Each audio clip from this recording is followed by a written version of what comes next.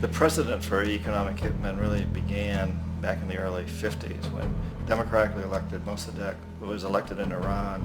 He was considered to be the hope for democracy in the Middle East and around the world. He was Time Magazine's Man of the Year. But one of the things that he'd run on and began to implement was the idea that foreign oil companies needed to pay the Iranian people a lot more for the oil that they were taking out of Iran. The Iranian people should benefit from their own oil. Strange policy. We didn't like that, of course. But we were afraid to do what we normally were doing, which was to send in the military. Instead, we sent in one CIA agent, Kermit Roosevelt, Teddy Roosevelt's relative. And Kermit went in with a few $1 million and was very, very effective and efficient. And in a short amount of time, he managed to get Mossadegh overthrown and brought in the Shah of Iran to replace him, who always was favorable to oil. And it was extremely effective. Mobs overflow Tehran. Army officers shout that Mossadegh has surrendered and his regime as virtual dictator of Iran is ended. Pictures of the Shah are paraded through the streets as sentiment reverses. The Shah is welcomed home. So back here in the United States, in Washington, people looked around and said, wow, that was easy and cheap. So this established a whole new way of manipulating countries, of creating empire. The only problem with Roosevelt was that he was a card-carrying CIA agent, and had he been caught, the ramifications could have been pretty serious.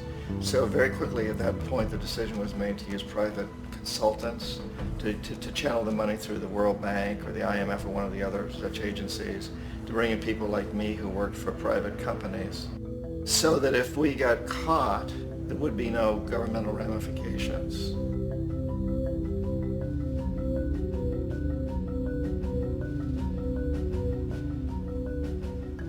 When Arbenz became president of Guatemala, the country was very much under the thumbs of United Fruit Company, the big international corporations. And Arbenz ran on this ticket that says, you know, we want to get the land back to the people.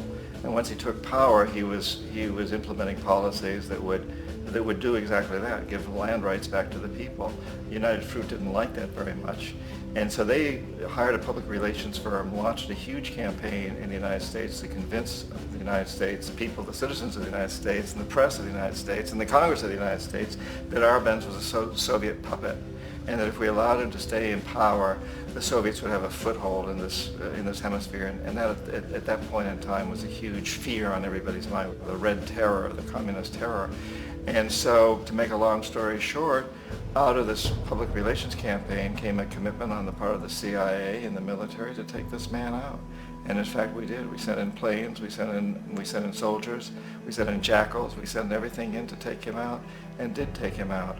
And as soon as he was removed from office, the new guy that took over after him basically reinstated everything to the big international corporations, including United Fruit.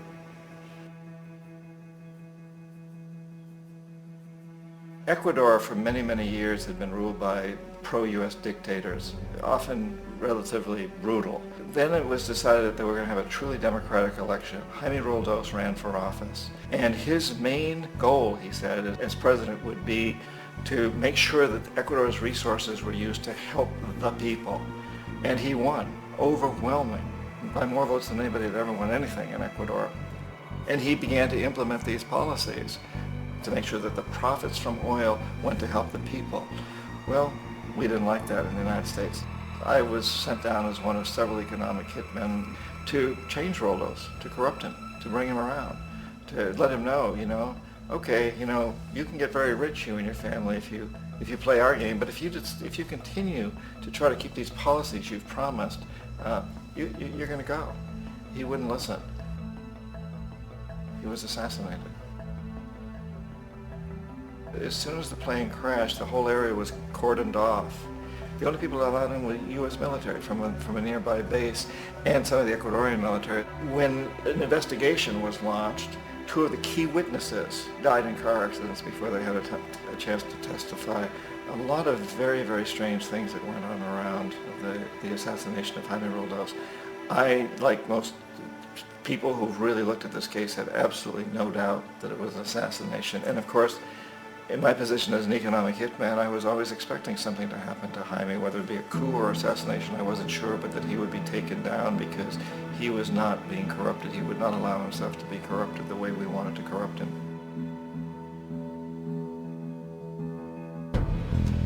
Omar Torrijos, president of Panama, was, one of my favorite people. I really, really liked him. He was very charismatic. He was a guy who really wanted to help his country. And when I tried to bribe him or corrupt him, he said, look, John, he called me Juanito. He said, look, Juanito, I don't need the money. What I really need is for my country to be treated fairly. I need for the United States to repay the debts that you owe my people for all the destruction you've done here. I need to be in a position where I can help other Latin American countries win their independence and be free of this terrible presence from the north that you people are exploiting us so badly. I need to have the Panama Canal back in the hands of the Panamanian people. That's what I want. And so, leave me alone. Don't try to bribe me. It was 1981, and in May, Jaime Roldos was assassinated. And Omar was very aware of this. Torrijos got his family together and he said, I'm probably next, but it's okay because I've done what I came here to do. I've renegotiated the canal. The canal will now be in our hands. He just finished negotiating the treaty with Jimmy Carter. In June of that same year, just a couple of months later, he also went down in an airplane crash, which there's no question was executed by CIA-sponsored jackals. Tremendous amount of evidence that one of Torrijos' security guards handed him at the last moment as he was getting on the plane a tape recorder, a small tape recorder that contained a bomb.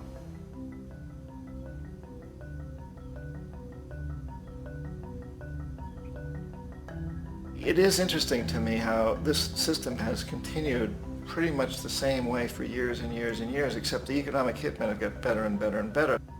Then we come up with, very recently, what happened in Venezuela. In 1998, Hugo Chavez gets elected president, following a long line of presidents who had been very corrupt and basically destroyed the economy of the country. And Chavez was elected amidst all that. Chavez stood up to the United States, and he's done it primarily demanding that Venezuelan oil be used to help the Venezuelan people.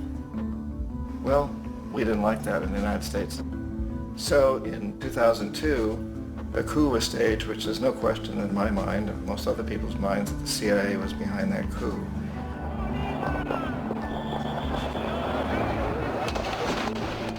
The way that coup was fomented was very reflective of what Kermit Roosevelt had done in Iran, of paying people to go out into the streets, to riot, to protest, to say this Chavez is very unpopular.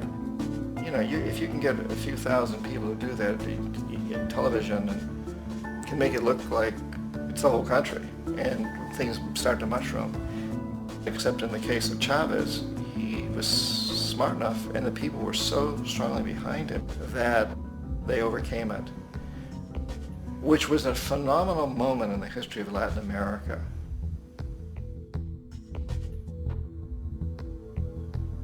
Iraq actually is a perfect example of the way the whole system works. So we economic hitmen are the first line of defense. We go in and we try to corrupt governments and get them to accept these huge loans, which we then use as leverage to basically own them. If we fail, as I failed in Panama with Omar Torrijos and in Ecuador with Jaime Roldos, men who refuse to be corrupted, then the second line of defense is we send in the jackals. And the jackals either overthrow governments or they assassinate. And once that happens and a new government comes in, boy, it's going to toe the line because the new president knows what will happen if he doesn't.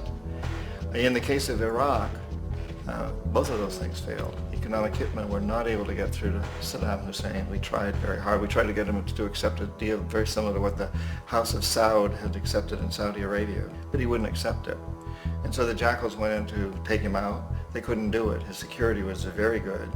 After all, he had one time worked for the CIA. He'd been hired to assassinate a former president of Iraq and failed, but he knew the system.